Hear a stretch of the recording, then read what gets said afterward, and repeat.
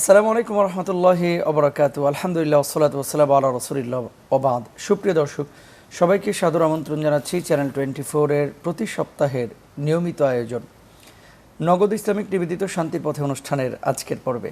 দর্শক, আমরা জীবন ঘনিষ্ঠ বিভিন্ন বিষয় নিয়ে কথা বলি।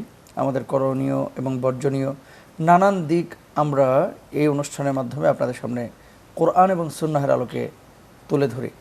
আজকেও আমরা কথা বলবো ইনশাআল্লাহ তাআলা।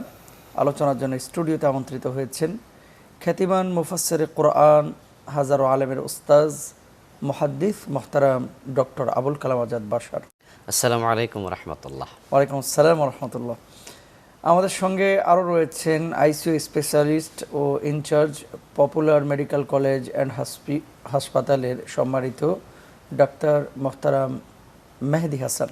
আসসালামু আলাইকুম রহমতুল্লাহ। ওয়ালাইকুম আসসালাম। কেমন আছেন মোহতারাম? আলহামদুলিল্লাহ। আজকে আমরা যে বিষয়টি নিয়ে কথা বলবো ইনশাআল্লাহ, সে বিষয়টি খুবই ইম্পর্টেন্ট। বিষয়টি হচ্ছে দেশের সার্বভৌমত্ব রক্ষায় একজন মুমিনের করণীয় ও সামাজিক কাজে আলেম সমাজের ভূমিকা, সেই সাথে দেশপ্রেম নিয়েও আমরা কথা বলবো ইনশাআল্লাহ তাআলা। প্রথমেই ডক্টর আবুল কালাম আজাদ বাশার, আপনার কাছে একটি কথার সূত্র ধরেই আলোচনায় যেতে যাচ্ছি। কেন এই বিষয়টি আনা হয়েছে? কিছুদিন আগে আমাদের দেশের মাননীয় প্রধানমন্ত্রী বলেছিলেন যে আমাদের দক্ষিণ চট্টগ্রাম নিয়ে কেউ কেউ সূক্ষ্ম ষড়যন্ত্র করছে এবং সেই অঞ্চলটাকে একটি খ্রিস্টান স্টেট বানানোর মতো ষড়যন্ত্র তারা করেছে বা চেয়েছে। এক্ষেত্রে একজন মুমিন হিসেবে আমাদের কি করণীয় আছে? শুধু কি আমরা দোয়া করব, নাকি আমরা সচেতনতা তৈরি করব, নাকি আমরা আমাদের সেই ৭১-এর মুক্তিযোদ্ধাদের মতো নিজেদেরকে সবসময় প্রস্তুত রাখবো দেশের জন্য, স্বাধীনতার জন্য? আলহামদুলিল্লাহ ওসসালাতু ওয়াসসালামু আলা রাসূলিল্লাহ বাদ। আসলে আমাদের নিজের দেশ, নিজের বাসস্থান, এটাকে নিরাপদ রাখা এটা আমাদের মৌলিক অধিকার। জি। এই জন্য যা করণীয় তা করতে হবে। নিজের দেশ, নিজের বাসস্থানকে ভালোবাসতে হবে। জি। ইসলামেরও শিক্ষা এটা। আল্লাহ তাআলা মানুষের বাসস্থানকে তার জন্য নিরাপদ জায়গা করেছেন। সেখানে নিরাপত্তাহীনতা কেউ তৈরি করুক, জি, এটা মোটেও কাম্য নয়।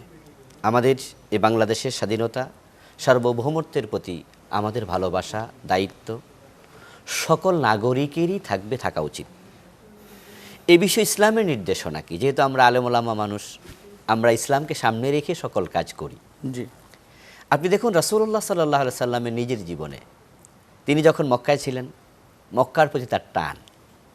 ঠিক আবার যখন তিনি হিজরত করে মদিনায় আসলেন, মদিনার প্রতি তার টান এবং স্বাধীনতা, সেখানকার স্থিতিশীলতা, শান্তি রক্ষার্থে তার কাজগুলো। মক্কা থেকে রাসূলকে যখন বের করে দেওয়া হলো, তিনি আসছিলেন হিজরত করে মদিনার দিকে, কিন্তু মনে টান অনুভব করছেন। কোনো বর্ণনাকারী বর্ণনা করেছেন যে রাসূল সাল্লাল্লাহু আলাইহি সাল্লাম বারবার পিছনের দিকে ফিরেও তাকাচ্ছিলেন। এবং এই যে দেশপ্রেম, দেশের প্রতি ভালোবাসা, নিজের আন্তরিকতা, এটা কিন্তু আল্লাহ তাআলাও স্বীকৃতি দেন। আল্লাহর হাবিবের মনের এই টানটা আল্লাহ কিন্তু অনুভব করে তিনি কোরআন মাজিদের আয়াত নাজিল করেছেন, ইন্নাল্লাযী ফারাদা আলাইকাল কোরআন লারাদ্দুকা ইলা মাআদ। হে নবী, যিনি আপনার উপর কোরআন নাজিল করছেন, আপনাকে তিনি আবার এই জায়গায় ফিরিয়ে আনবেন।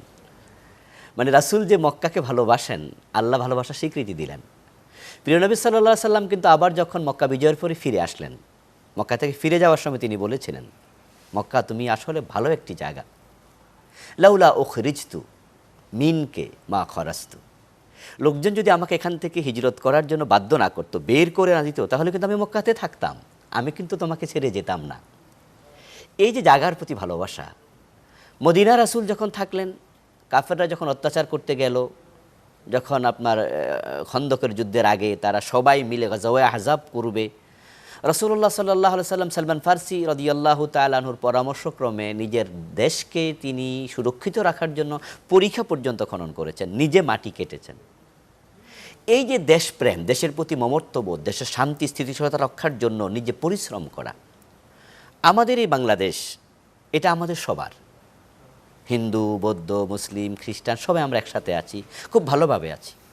কিন্তু কেউ ষড়যন্ত্র করে এটাকে একক কোনো ধর্মীয় রাষ্ট্রে, খ্রিস্টান রাজ্যে পরিণত করে ফেলবে, কোনো একটা অংশকে কেড়ে নিয়ে যাবে।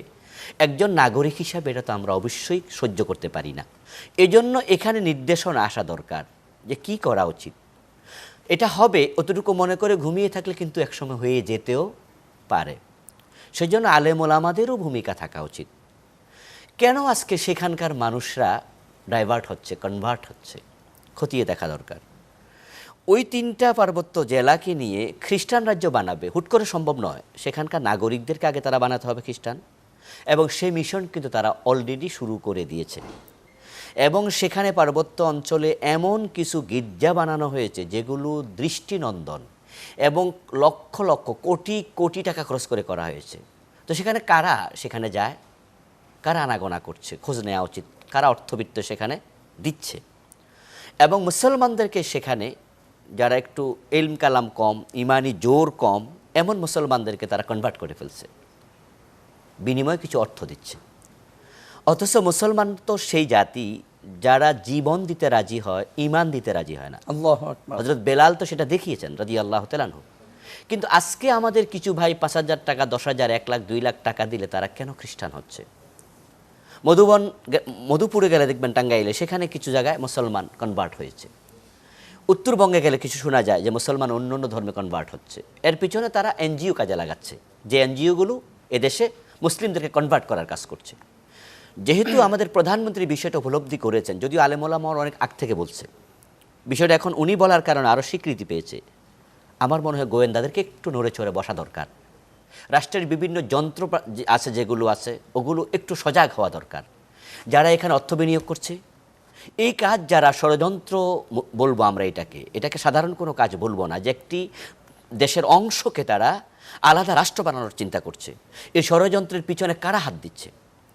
এখন আমাদের যেটা করা দরকার আলেম ওলামা, সেটা হচ্ছে ধর্মের ব্যাপারে শিক্ষা বিস্তৃত করা দরকার। জি, মসজিদগুলোতে যত বেশি পারা যায় যুব এবং পৌর বাচ্চাদেরকে ইসলামী শিক্ষা শিক্ষিত করা দরকার। জি। ইমানের স্বাদ যেন মানুষ পায়। ইমানের স্ট্রেংথ যখন বেড়ে যাবে, তখন কোটি টাকা কেন, সেখানে যদি বিলিয়ন বিলিয়ন টাকা ঢেলে দেয়, তখন তারা কিন্তু কেউ এটার বিনিময়ে ইমান বিক্রি করবে না। ধন্যবাদ মোহতারাম, জাযাকাল্লাহ। 1 মিনিটে নগদ ইসলামিক অ্যাকাউন্ট খুলতে ডায়াল করুন *167#। মোহতারাম, আল্লাহ রসুল সাল্লাল্লাহু আলাইহি ওয়াসাল্লামের একটি কথা আছে যে কাদাল ফাকরু আইয়াকুন আল কুফরা, যে কখনো কখনো দারিদ্রতা মানুষকে কুফরের দিকে ঠেলে দেয়। এটার জ্বলন্ত প্রমাণ বাংলাদেশের কিছু কিছু এলাকায় আমরা দেখতে পাচ্ছি। মানে পেটে ক্ষুধা, ঠিক সেই সময় যে প্রপোজাল দেওয়া হচ্ছে বা প্রস্তাব দেওয়া হচ্ছে যে কই কিছু তো দিল না তোমার আল্লাহ, এই যে ক্ষুধা নিয়ে চলতেছো, নাও কিছু ডলার নাও বা কিছু টাকা নাও, আসো আমাদের সাথে। তো এই যে এখান থেকে ফেরানোর জন্য আমাদের মুসলিম অনেক শিল্পপতি আছে, অনেক পয়সাওয়ালা আছে, অনেক জাকাত প্রদানকারী ব্যক্তি আছে, যারা দেখা যাচ্ছে 20 লক্ষ টাকা 30 লক্ষ টাকা জাকাতও দিচ্ছে, একটা মসজিদে 2.5 কোটি টাকা 3 কোটি টাকা ডাকাতেও খরচ করছে, কোরবানিতে একটা গরু কিনতেছে কোটি টাকা দিয়ে, কিন্তু এগুলো নিয়ে তার কোনো ফিলিংস নাই যে আমার মুসলমান ভাইয়েরা কুফরের দিকে চলে যাচ্ছে। এই সমস্ত জায়গাগুলোতে আমাদের কি কাজ করা দরকার এবং আমাদের করণীয় কি, মানে আমাদের সোচ্চার হওয়ার যে মানসিকতা অনেকের মধ্যে তো নাই, নসিহত যদি করেন মোহতারাম। আচ্ছা, আমাদের এখানে একটু নববী যুগের দিকে তাকাতে হবে। জি, যে ইসলাম প্রচার প্রসার হয়েছে, এখানে যুদ্ধের কিছু ভূমিকা আছে, একটা বড় ভূমিকা আছে মুসলমানদের আখলাকের। জি, মুসলমান যেখানে গেছে সেই জায়গাটাকে তার উত্তম আখলাক দিয়ে জয় করে ফেলছে। একজন মুসলমান সে নিজে ভালো খাবে, তার প্রতিবেশী ভুকা থাকবে, না খেয়ে থাকবে, এটা একজন মুসলমানের দ্বারা কখনোই সম্ভব না। তো আমাদের এই জায়গাটাকে রিভাইভ করতে হবে, পুনরুদ্ধার করতে হবে। যে আমাদের ভাইয়েরা একটা জায়গায় না খেয়ে আছে বা তারা অভাবের মধ্যে আছে, সেটার সুযোগ নিয়ে বিভিন্ন খ্রিস্টান মিশনারিরা, বিভিন্ন এনজিওরা তাদেরকে তাদের এজেন্ডা বাস্তবায়ন করছে, সেখানে তাদের ধর্মান্তরিত করতেছে, আরও নানা ধরনের এজেন্ডা পুশ করতেছে সেখানে। তো এই জায়গাটা একভাবে কাজ করতে হবে যে তাদের পাশে আমাদের দাঁড়াতে হবে। প্রথমত নসিয়া অবশ্যই উপকারী মুমিনের জন্য, আমরা সচেতনতা তৈরি করব, আমরা ইমানের পথে তাদেরকে ডাকবো। আচ্ছা মোহতারাম, এখানে আপনি অবশ্যই আলোচনা করবেন 30 সেকেন্ড একটা প্রশ্নের উত্তর, কারণ দর্শক এখানে অনেকে তো দেখছেন। সেটা হচ্ছে যে অনেক সময় কোনো হিন্দু যদি মুসলিম হয়ে যায়, ধরেন দাওয়াতি কাজ করেছেন আপনি, তো এই বিষয়টাকে বলে যে জোর করে হিন্দু থেকে মুসলমান বানানো হয়েছে। আবার তাহলে মুসলমান কি হিন্দু হতে পারে না? মুসলমান কি খ্রিস্টান হতে পারে না? ধরেন একজন খ্রিস্টান দাওয়াত দিল কোনো মুসলমানকে, পরে খ্রিস্টান হয়ে গেল, এটা কি জোর করে সে খ্রিস্টান বানিয়েছে? আপনি এটা বলবেন ইসলাম এই বিষয়টাকে কিভাবে দেখে? আসলে ইসলাম হচ্ছে তারপরে আবার আলোচনা আসছে। সর্বশ্রেষ্ঠ এবং সর্বশেষ ধর্ম। ইসলামের পরে আর কোনো ধর্ম নেই। জি, এই জন্য কোনো ব্যক্তি ইসলামে ঢোকার পর আর বের হবে এটা হয় না। ইসলাম এটাকে স্বীকৃতি দেয় না, এটাকে ইসলাম এরতেদাদ বলে। আচ্ছা, যে ব্যক্তি এটা করবে তাকে মোরতাদ বলে। এবং মোরতাদের ব্যাপারে কিন্তু ইসলাম অনেক কঠিন শাস্তির বিধান রেখেছে। কেন? প্রশ্ন হতে পারে কেন যে অন্যরা যদি মুসলিম হতে পারে, মুসলিম কেন অন্য ধর্মে যেতে পারবে না? সেটা হচ্ছে এরকম যে আপনার ইন্নাদ্দিন আনদাল্লাহিল ইসলাম। ইসলাম। আগেকার যে ধর্মগুলো ছিল, খ্রিস্ট ধর্ম এটাও আল্লাহর পক্ষ থেকে, ইহুদি ধর্ম সেটা আল্লাহর পক্ষ থেকে এসেছিল, হজরত ঈসা, হজরত মুসা। কিন্তু ইসলাম আসার পরে সকল ধর্ম কিন্তু স্থগিত। এখান থেকে বের হওয়ার কোনো সুযোগ আর নেই। একজন মুসলমানকে এই চিন্তা যখন বোঝানো যাবে, এই দীক্ষাটা যখন দেয়া যাবে, তখন সেখান থেকে আর বের হতে চাইবেও না, পারবেও না। এবং ইসলাম এটা স্বীকৃতিও দেয় না। এখন আমাদের দেশে কারাই সুযোগ নিচ্ছে? আসলে কি ইসলামের সে শ্রেষ্ঠ কোনো ধর্মের নমুনা কি আছে? হিন্দুরা কেন মুসলিম হয়? ইসলামের শ্রেষ্ঠত্বের নমুনা আছে। আপনি সবচেয়ে বড় নমুনা দেখেন, হিন্দুদের মাঝে 4টা গোত্র আছে, বংশ আলাদা আলাদা 4টা দল আছে। যেখানে এমনও আছে নমশূদ্র যারা তাদের পণ্ডিতদের বাসায়ও ঢুকতে পারে না, ধর্মগ্রন্থ ছুঁইতে পারে না, পড়তে পারে না, ধরতে পারে না, খেতে পারে না একসাথে বসে। আর ইসলাম রাজা প্রজাকে মসজিদে নিয়ে একসাথে করে কাতারে দেয়। শ্রেষ্ঠত্বের নমুনা এখানে থাকলে অন্য ধর্মে যাবে কেন? ধন্যবাদ মোহতারাম। আমরা ডক্টর মেহেদী হাসান ভাই মোহতারাম চলে যাচ্ছি বাকি অংশে। আচ্ছা, আমি যেটা বলছিলাম যে আমাদেরকে ইমানি দিক থেকে বলিয়ান হতে হবে, এটা তো ডেফিনেটলি। তবে আমি যখন ভুখা আছি, আমি যখন অভাবের মধ্যে আছি, তখন অনেক সময় আমার প্রতি নসিহত কাজ না করতে পারে, আমার ওটা শুনতে ভালো নাও লাগতে পারে। এই জন্য যারা যারা অভাবের সুযোগ নিয়ে আমাদের ভাইদেরকে ধর্মান্তরিত করতেছে, তাদের পাশে গিয়ে আগে আমাদের দাঁড়াতে হবে। তাদের যে নিডগুলো সেগুলো পূরণ করার একটা চেষ্টা করতে হবে। এগুলো ইমানি দায়িত্ব। আজকে আমরা ভিজিবল কিছু বেনিফিট দেখি বলেই মসজিদ মাদ্রাসায় দান করতে উৎসাহিত হই, যেখানে ভিজিবল বেনিফিট, যে নামাজ পড়লে সদগায়ে জারিয়া হচ্ছে। জি। কিন্তু এই যে মানুষগুলোকে ধর্মান্তরিত করা হচ্ছে, সেটাও যদি আমি বাধা দিতে পারি, সেটা যদি আমি প্রিভেন্ট করতে পারি, যে মানুষটা সারা জীবন ইসলামের উপরেই থাকতেছে আমার এই প্রচেষ্টার কারণে, সেটাও কিন্তু একটা সদগায়ে জারিয়া। তো আমাদের এই জায়গাগুলোকেও, আমাদের আলেম সমাজকে এই জায়গাগুলোতেও আসলে কাজ করা দরকার, যে এই বেনিফিটগুলোর কথা মানুষকে বোঝানো, যে এই সব জায়গাগুলোতে যদি আমরা কাজ করতে পারি, সেটাও পরকালে অনেক বেনিফিট আছে, আল্লাহর রাজি খুশির অনেক বিষয় এখানে আছে। তো এ একটা বিষয় গেল যে আমাদের এই সমস্ত মানুষের দারিদ্রতা নিরসনে আমাদের কাজ করতে হবে। আর একটা হচ্ছে যে আমাদের ইন জেনারেল সচেতনতা বিল্ডিং করতে হবে, কারণ আলটিমেটলি একজন মানুষের কাছে দেশ একটা বড় সম্পদ। মানে আজকের বাস্তবতায়, এই যে জাতিরাষ্ট্র, আধুনিক জাতিরাষ্ট্রের বাস্তবতায় আপনি দেখবেন, আপনি আপনার গ্রামের কথা, যে গ্রামে আপনার শৈশব কেটেছে, যে গ্রামের মাঠে আপনি ফুটবল খেলছেন, ওই গ্রামের কথা আপনার মনে পড়লে আপনার একটা ভালো লাগা কাজ করে। আপনি যখন দেশের বাইরে যান, তখন দেশের জন্য আপনার আলাদা একটা টান কাজ করে। তো এগুলো হচ্ছে আমাদের স্মৃতির সাথে রিলেটেড। আমাদের অনেকগুলো ভালো লাগার স্মৃতি এই সমস্ত মাটির সাথে জড়ায় আছে। এই জন্য এই মাটিকে রক্ষা করা আমাদের দায়িত্ব। আর এই মাটিতে যাতে ইমানের চাষ হয়, এই মাটিতে যাতে বাঙালি মুসলমান তাদের ইমান নিয়ে টিকে থাকতে পারে, এটা নিয়ে কাজ করা আমাদের ইমানি দায়িত্ব। আমাদের একজন সচেতন নাগরিক হিসাবেও এই দায়িত্ব আছে। জি, ধন্যবাদ মোহতারাম। এলাকা ভিত্তিক যে বক্তব্যগুলো, এটার একটা প্রভাব কিন্তু আছে এই সমস্ত ক্ষেত্রে। কারণ একজন মানুষকে মানে একটা ধর্ম থেকে আরেকটা ধর্মে কনভার্ট করা, এটা কিন্তু খুব সহজ কাজ না। মানে প্রচুর কাউন্সিলিংয়ের প্রয়োজন হয় এবং তাকে বোঝানোর প্রয়োজন হয়। তো যার ভিতরে ইমানের জোর আছে, সেই মানুষটা তো খুব সহজে আমাকে একটা নড়বড়ে বুঝ দিল আর আমি কনভার্ট হয়ে গেলাম। সেক্ষেত্রে আমাদের যারা অভিভাবক, তাদের করণীয় কি, বা আলেম সমাজ বা ইমাম সমাজের করণীয় কি, বিষয় যদি বলতেন। আচ্ছা, অভিভাবকদের জন্য এটা তো আগেই বলছি যে অভিভাবক মানে সন্তানকে একটা কাদামাটির মতো, তাকে যেভাবে বড় করা হবে সে সেভাবেই বড় হবে। তো আজকে আমাদের সমাজে নানা রকম ফিতনা আছে, তাদেরকে এমনভাবে বড় করতে হবে ওই সমস্ত ফিতনা যেন তাকে দিনের পথ থেকে বিচ্যুত না করতে পারে। এ একটা বিষয় আছে। আরেকটা বিষয় যে মানে দায়ীদের ক্ষেত্রে আমরা দেখতেছি যে খ্রিস্টান মিশনারিরা তারা নির্বিঘ্নে কাজ করতে পারতেছে, তাদের কোনো বাধা দেওয়া হচ্ছে না।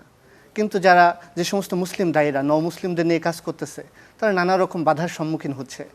আমি সরকারের কাছে আবেদন করব, যেহেতু সরকারের সর্বোচ্চ জায়গা থেকে একটা কনসার্ন আসছে যে বাংলাদেশকে, পার্বত্য অঞ্চলকে একটা পূর্ব তিমুরের মতো খ্রিস্টান রাষ্ট্রে পরিণত করার ষড়যন্ত্র চলতেছে, তো এটা যদি আলেম সমাজকে সাথে নিয়ে, দায়ীদেরকে সাথে নিয়ে মোকাবেলা করতে হয়, তাহলে দায়ীদেরকে ফ্রিলি কাজ করার সুযোগ দিতে হবে, তাদেরকে বাধা দেওয়া যাবে না।